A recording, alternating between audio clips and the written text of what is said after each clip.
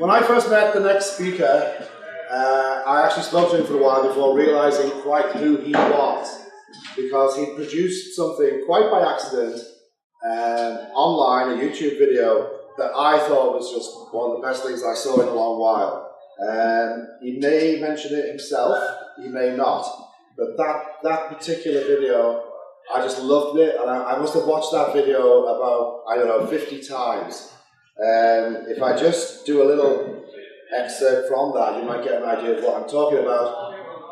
You're insane, you're nuts, I can tell you're stuck on an electronic incident in your whole track.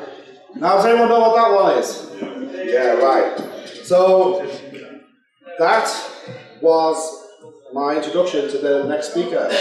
I spoke to him for about 10 minutes before I realized it was actually him. So having said goodbye and all the rest of it, I then went back and went, oh my God, it's you! So it began all over again. So really, this guy will tell his own story, and like everybody else, everyone's got their own story to tell. So welcome to the stage, Stephen Jones.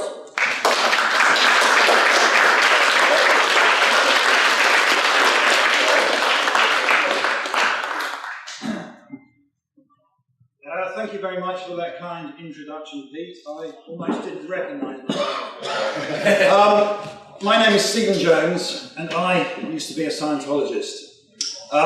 Firstly, I'd like to say that when I first met John Dignan, he was in fact driving a tractor, so the whole story about him being just a bus driver is clearly not true. He's also a tractor driver.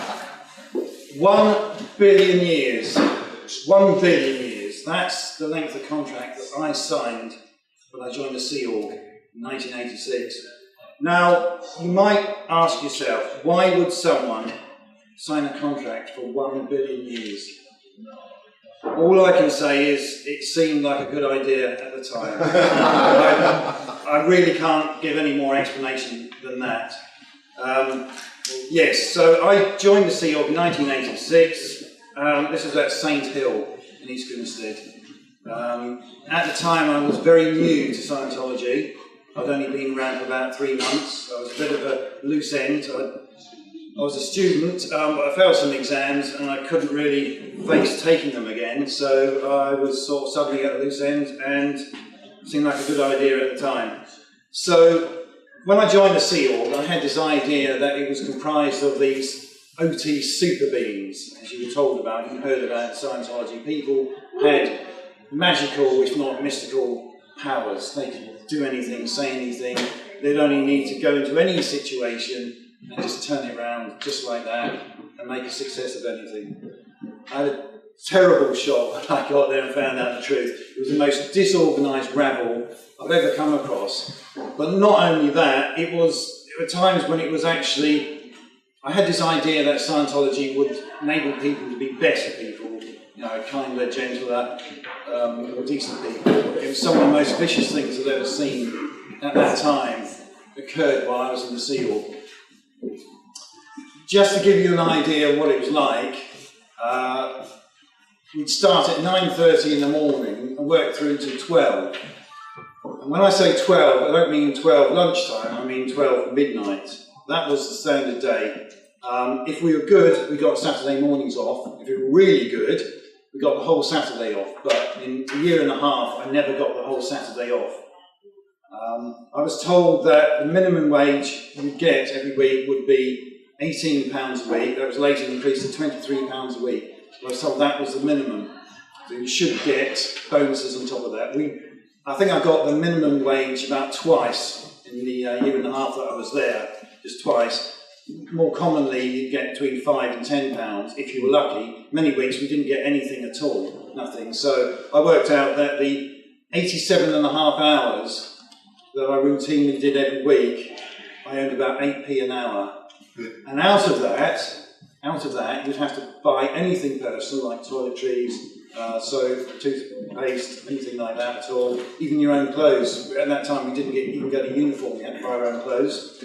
You had to do your own laundry, so we didn't have a laundry on site, so we Saturday morning had to treat down into town, take your laundry along, and pay for it yourself. So that was just one of the things. when I was in the SEAL, and I pretty soon realised that if I wanted to hang on to my sanity, I had to get rather leave very quickly. At that point, you'd think I'd had enough. You know, I was driven almost to the point of despair. Remember, at this time I was only about 23 years old. I still, in theory, had a whole life ahead of me. I had many possibilities I could have done. As I said, I didn't finish my degree course, so but I still had some good qualifications. But I still believed, I'd been indoctrinated enough to believe that Scientology was the answer to everything. So I continued with Scientology. I wish I hadn't, but that's the situation I did. And it took me a long time to finally realise just what effect the indoctrination has on you.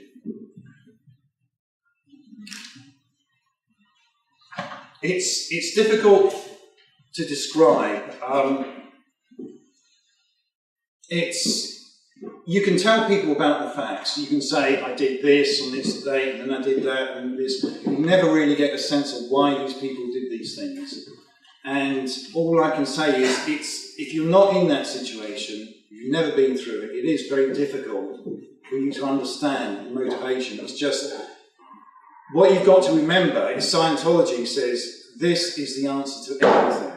Literally everything. Every question you wanted to know about life, the universe and everything, literally is told in Scientology, and it will enable you to rise to unimaginable heights. You become basically a super being. That was my understanding, and that's contained in the scriptures and so on by Hubbard. He talks about people with these remarkable powers, and that's what I wanted to get. And once you've bought into that, it is so difficult to let go. So difficult to let go. And even when I left, I couldn't leave. And it sounds rather absurd. For the last few years of my time in Scientology, which was about 22 years, I was very, very unhappy. At some points, I was in the most deepest despair you can ever imagine. I remember one time I came out of an auditing session, and there was all this activity. They were putting up a tent to one side of the castle because they were going to have this big event called for the International Associations of Scientologists. And there was a lot of traffic, and there was a big articulated lorry reversing back very slowly, I mean literally 3 or 4 miles an hour, no more than that. And I was standing on the steps by the castle, I was looking down, and I could see these huge wheels just slowly turning, and I just thought I could just walk forward, lie down in front of those wheels, and that would be, all my suffering would be over. And that was the point. I thought, there's something wrong. You know, I should be coming out of session thinking, you know, this is fantastic. You know, people will talk about their wins, about all these things that they've achieved when they've got out of session and things they've handled. And I thought something's wrong. And then another time, a little bit later than that, I came out of work at lunchtime. I'm walking down the road, and I thought, no, my life is not worth living. And then I thought, that's just ridiculous. My life is not worth living. I mean, all right, I wasn't that young. I was 41 at the time. Had a really good job, well paid. Had my health, everything else. And I'm thinking, my life is not worth living. Something is very seriously wrong. But even after I'm thinking that way, it still took me a long time to finally face up to the fact that Scientology was, or at least the Scientology as offered by the Church of Scientology, because I think it's only fair to say that I don't think that all of Scientology is bad. There are some parts I think are potentially beneficial to people. Many people could benefit from some aspects of it, but the trouble is it's sorting that out from the abusive organisation that controls it, and they do control it. They don't want to let anybody else deliver Scientology because it takes away the market. So anyway, after I decided that I was going to leave, I couldn't bring myself to actually formally do it. prevaricated and talked about other things and everything else. I was reading forums and listening to what other people have said and all sorts of stuff. And yet I couldn't make that break. And then two things happened. One, on one of the forums, the ex-Scientologist message board, the board owner, Michelle, she posted a thread called "It's Time to Get Off the Fence." And she basically talked about, well, look, if you're either a Scientologist or you're not, if you're not, then why are you keeping quiet about it and going along? And it was just literally as though she was talking to me, because I thought, that's me. I know that I'm never going back. I'm never going back to Scientology. But I can't bring myself to do that, to actually formally say I'm not going back. And that was one thing. And then the second thing was, early in 2008, this thing happened on the internet. I'm not sure if you'd describe it as a group, collective, or whatever. Anonymous appeared out of the blue, and it was just, I can't describe how I felt when I went up in February 2008. I went up to London to see what was going on, because for all I knew, it was just a bunch of crazy people were talking about what they were going to do, making all these boasts and everything else. And I remember when I stood outside London Org, and I saw this wall. I was standing on the same side as the org, outside, and there was this wall of people. It was about 300, 350 placards and banners and everything. And it was I spoke to someone, and they really knew a lot about the subject. And it was just, I knew then everything in that instant, overnight, had changed. Everything had changed in regard to the critics of Scientology and the fight against the cult. And it was like I was thinking, oh God, how can I leave this? And I'm going to I want to get my money back. And how can I take on this organisation, all these resources? And it's like you're feeling you're all alone. And suddenly, this army just sprints over the hill.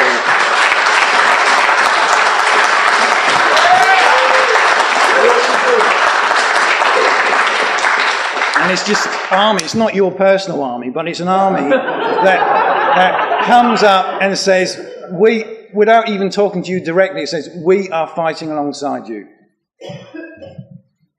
And that made such a difference. Just the thought that, I'm not alone. I mean, there was all these forums and everything else, but just the fact that people out there were willing to get out on the streets and confront the cult face to face, which it had happened before, but only in very small numbers, and you felt the cult had been on top of it because they could, control it and set people onto them. But there was so many that you just knew they could not stop this. So I then asked for my money back, and that was another story which I won't go into.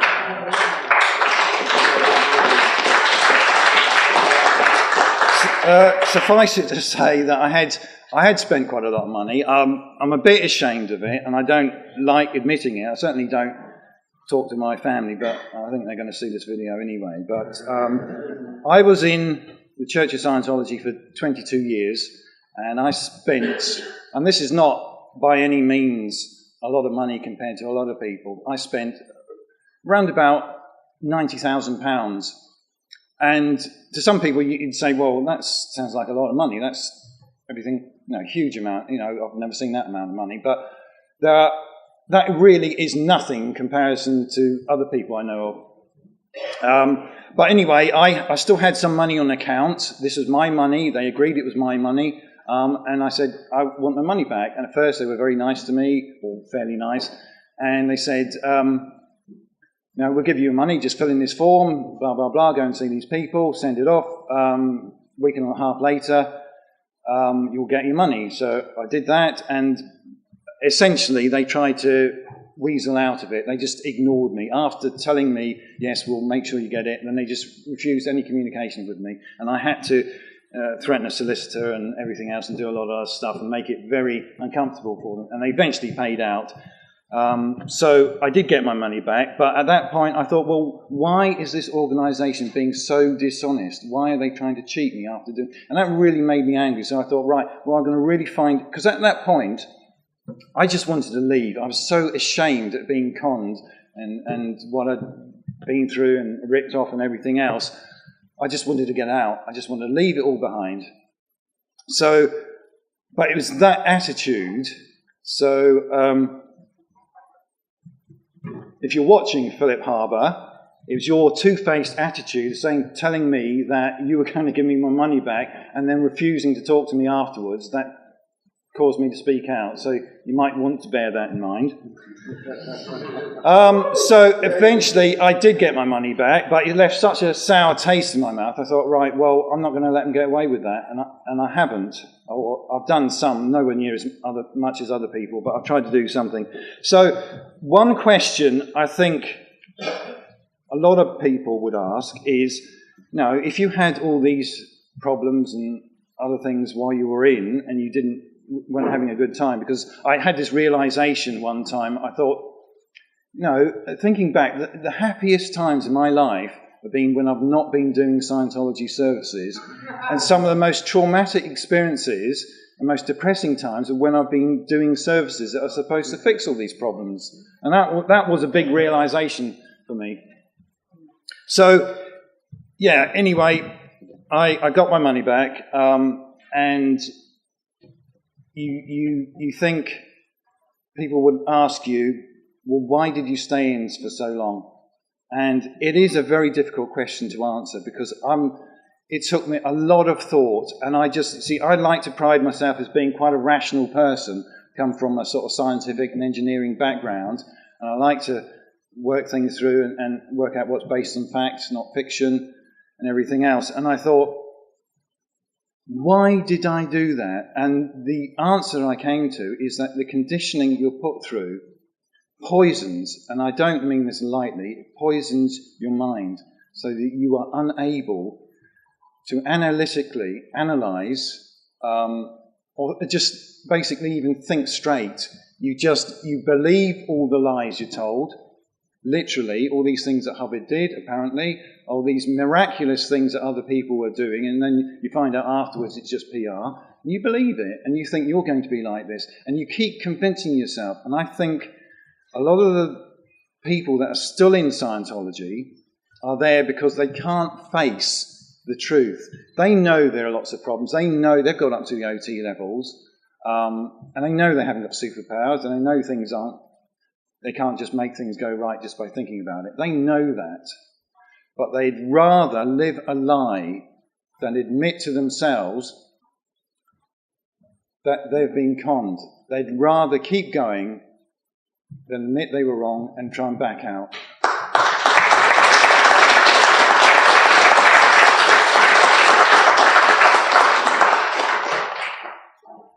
This is French water, by the way. I mention that because I remember when I was in the church, the church had quite a lot of problems in France, legal actions and so on, and obviously since then they've had the conviction for fraud. And I thought, right, I'm not going to buy anything French. I'm going to boycott them. That is the mentality you have. If somebody's attacking you, they are a suppressive person. They're evil. They, as Jerry said earlier, they're comparable to Hitler and Stalin and people like that. Literally. There's no two ways about it. If you're attacking the church, you are evil through and through. So now I make a point of buying French stuff. That's pretty much all I had to say. I was going to speak for about 3 hours, but that's too long, apparently. So if there are any questions, I'll be happy to take those. Jamie. Something I'd like to ask often and totally answer for your own individual experience. What about Scientology work for you? Especially as you move on to the levels, I absolutely agree that there's a certain point of pride that people don't want to admit the farther they get along the bridge that they've been conned. But at what point in the earliest level, at what point in the earliest levels, what do you think worked for you that helped you continue? Yes, that's a good question, Jamie. And when I think about it, I'm not going to say that I didn't get some benefit from Scientology, because I did. You know, it changed my outlook in life. It gave me a lot more positive aspect or view of life. It was, when I came into Scientology, it was a very low point in my life. I was never suicidal or anything like that, but I used to get quite depressed and stuff. And then suddenly this thing comes along, and it's like your life up until that point has been black and white, and that's all it's ever going to be. And then suddenly a door opens, and you're looking at this vista, and it's all colour, and it's something magical and wonderful.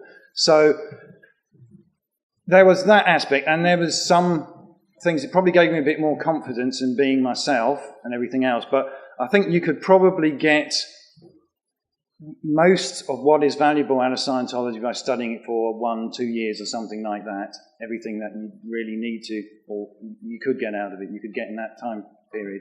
But it wasn't so much, this is, when I look back on it, this is one of the things that I thought, how could you be so stupid? Because I never really got these huge wins that other people were talking about. It was always because I thought, the next thing will handle it, the next thing, or after that, or I'll solve all these problems when I get to OT. I had this crazy idea one time, after I'd got back on the lines in the big way and I was spending a lot of money. I thought, you know, I've really got to stop messing around, because you'd be told this, you've got to stop messing around, you've got to go OT full-time or whatever. And I thought I could leave my job, I've got enough savings to just go spend a year all out, go to OT, and then of course I've got all these abilities, so I don't need a job. I can go out and I can just make anything go right.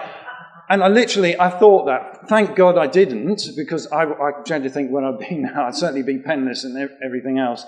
But you really, that's the way you think. You think, you know, I've got to really, I'm not getting the results I expected, not because of the fault of the church, it's my fault, because that is always pressed upon you.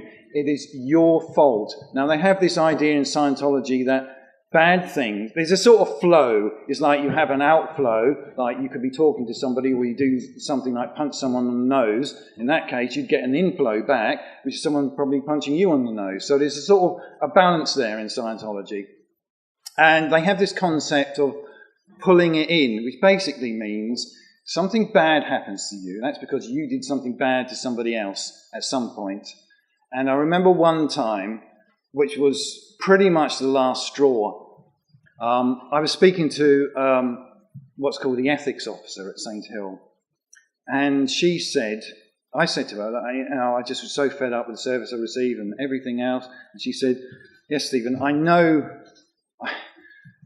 I still can't, even after what I know about the church, I still trouble getting my head around it, but this illustrates their attitude.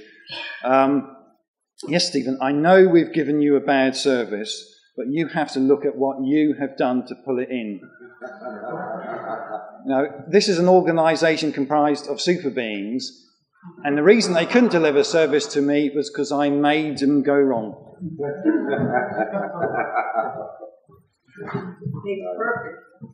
Well, in the Scientology world it does, but I was very angry at the time, and I thought, well, I just knew then that they were just never prepared to deliver the service.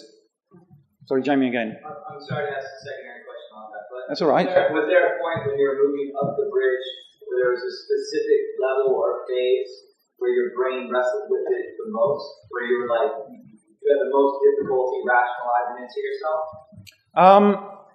Yes. Not so much a point, because I didn't get an awful long way up the bridge. I bought a lot of auditing. I had over 400 hours, and I was told you get to clear in about 100, 200 hours, and it never happened, and I was just strung along. And you see, afterwards, now they'll probably say, well, you're an SP, that's why you didn't get the gains.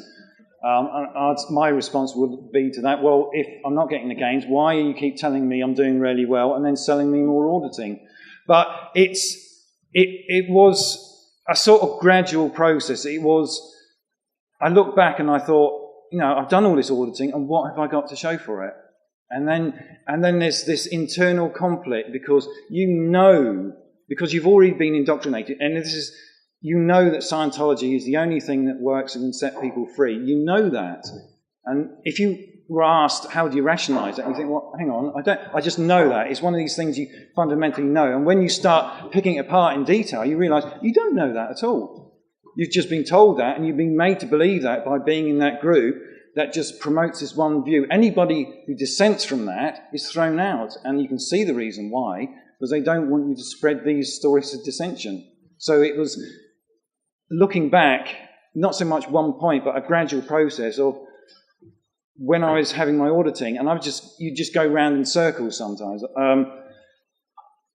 Auditing, you're expected to tell everything, so they go into all your deepest secrets and everything else. And this is one of the most destructive things. I will just talk about this, because I think it is important. There's this concept that if you want to achieve results in auditing, you have to be able to communicate freely with the auditors. So if this is something you're not talking about, like sometime you stole an apple, or you did something wrong, you stole a car, or something even minor, like you looked at someone and thought, well, he looks a complete prat, oh my God, you'd be thinking, oh my God, no, that's going to come up in session, and I'm going to have to talk about that. So to go through all these things, you have to talk about everything.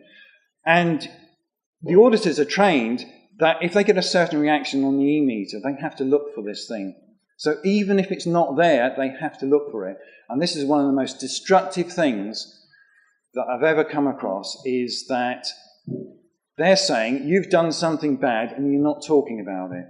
Tell me about it. And you're looking and you're looking and looking and you can't find it. So immediately you're spinning round and round and round, and one part of you says, I know I haven't done anything. The other part says, well, I must have, because they're telling you. And I remember one time, I won't go into what it was, but somebody asked me a question. He said, you've done something. What is it? Have you murdered someone? And I said, no, of course not. And he looks down his meter, and you think, my God, no. And for a second, you really start to think, hang on, have I killed someone? And then blank it out my memory. Seriously. And that is the sort of thing that can drive people insane, literally. Because you know, on one hand, you know you haven't done something, and then because the meter says something, and if the auditor isn't properly trained, or even they don't know what they're doing, they can be looking for something, and then you're suddenly thinking, I'm a really bad person. And in the end, I started bringing up stuff that I knew I hadn't done, and yet I'm talking about it as if I have. So that creates this conflict, and it is so destructive. I was really at the point of despair at that time, because I'm thinking, after I've done this thing, I just must be such an evil person. It was only afterwards I realised, well, no, I didn't actually do that. That was a dream. Yes.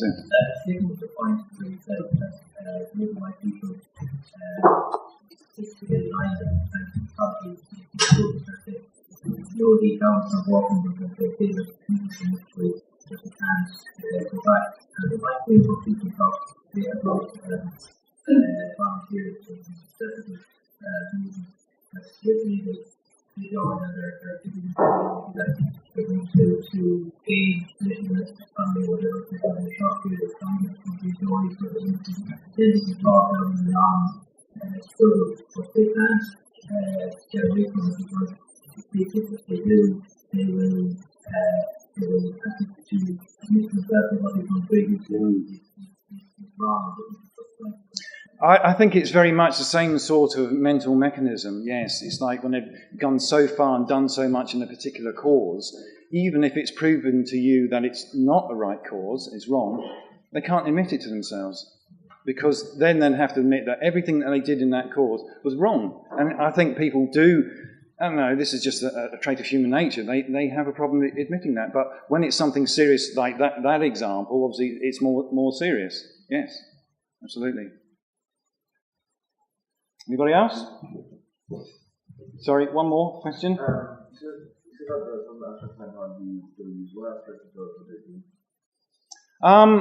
Well, there's some aspects. There's these basic auditing processes called the objectives, which, I mean, it sounds bizarre, but it involves you doing really strange things, like you're walking around a room, picking up a bottle, touching the wall, picking up a book, and all these sort of things. And I really believe that some people could benefit from that. I certainly got some benefit. The most benefit I ever got from Scientology was doing those sort of processes. Right, is that it?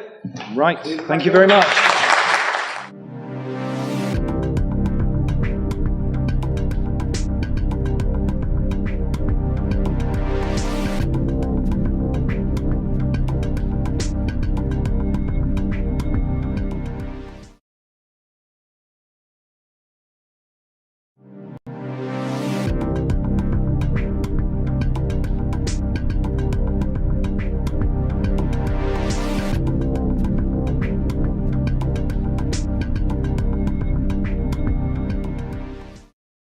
When I first met the next speaker, I actually spoke to him for a while before realizing quite who he was, because he produced something quite by accident online, a YouTube video that I thought was just one of the best things I saw in a long while.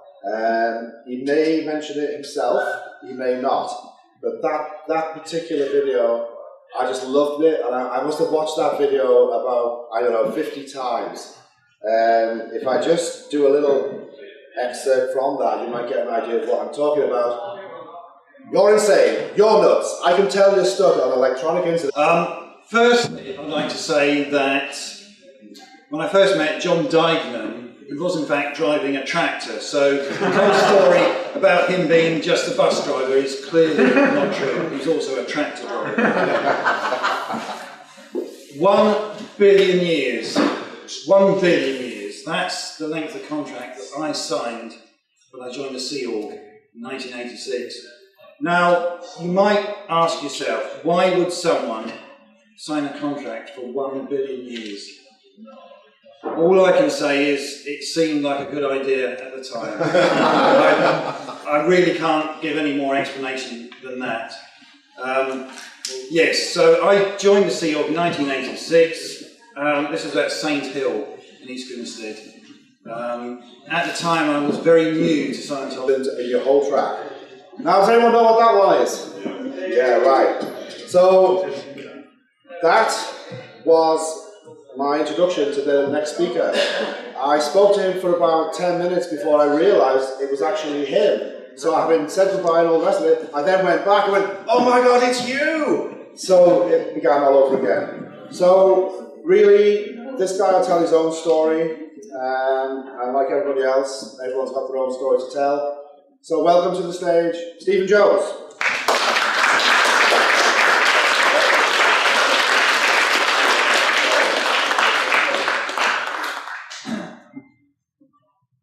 Thank you very much for that kind introduction, Pete. I almost didn't recognise myself. My name is Stephen Jones, and I used to be a Scientologist.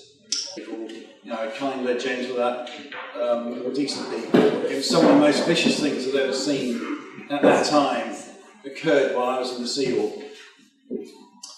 Just to give you an idea of what it was like, we'd start at 9:30 in the morning and work through to 12.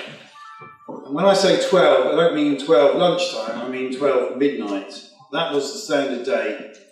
If we were good, we got Saturday mornings off. If we were really good, we got the whole Saturday off. But in a year and a half, I never got the whole Saturday off.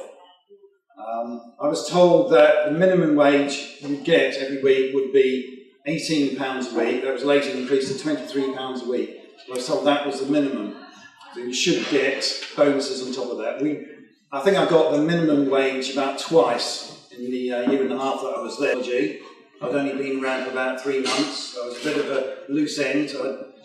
I was a student, but I failed some exams and I couldn't really face taking them again. So I was sort of suddenly at a loose end and it seemed like a good idea at the time. So when I joined the Sea Org, I had this idea that it was comprised of these OT super beings, as you were told about, you heard about Scientology. People had magical, if not mystical, powers. They could do anything, say anything. They'd only need to go into any situation and just turn it around just like that and make a success of anything. I had a terrible shock when I got there and found out the truth. It was the most disorganised rabble I've ever come across. But not only that, there were times when it was actually, I had this idea that Scientology would enable people to be better people.